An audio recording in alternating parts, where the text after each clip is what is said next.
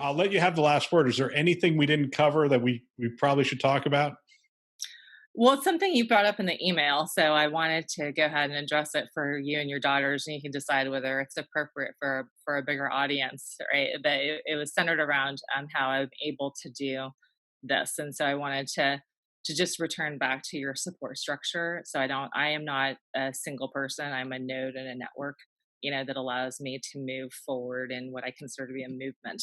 And so I would just consider talking to your daughters about, who's on their team, how do they build their team, and start that really early. And then when you talk about, who the spouse is, whenever I talk to any successful woman, that's always one of the top factors into whether or not they were able to be successful.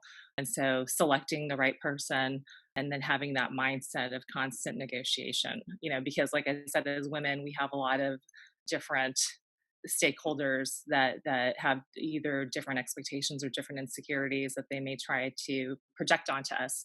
And it's really up to us to define our path. I think you said write your own story. And so this is just an extension from a woman's point of view of how you go about writing that story. And I'm passionate about just telling women about it, because I feel like a lot of times women are looking for approval, or looking for somebody else's path, and that's just not the way it works.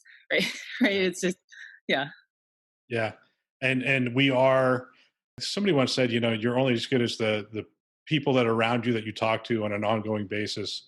And actually that's a generalized quote of something more specific, like, the 10 people you talk to the most will determine who you become, and what you look like. And I think that's so true. And I think that's what you're describing is we are the people we allow into our lives, the people we interact with on an ongoing basis, and the people we choose to spend our lives with. But you're also negotiating with them, right? Because we all grew up in a context, and we're moving forward in an evolving world.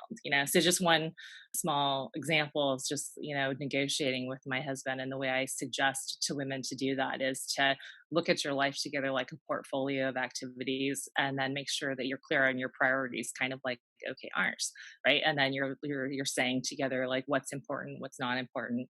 And you'd be surprised sometimes what you assume is important to your spouse, it might not be. And we found that a few times, and it really has helped, move the needle on stress management and prioritization.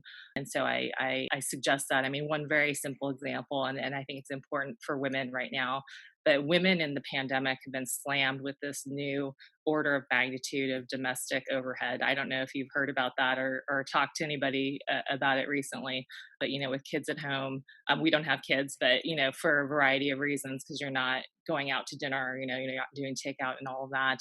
And so one of the adaptations we made was there's an amazing woman nearby. It's not expensive, so it doesn't cost us more really than buying our own high quality food. And so I looked at my husband, and I'm like, look, we used to go out, X number of times a week. I'm like, does it matter if somebody else made the food? Like, I don't need to be. And he's like, no.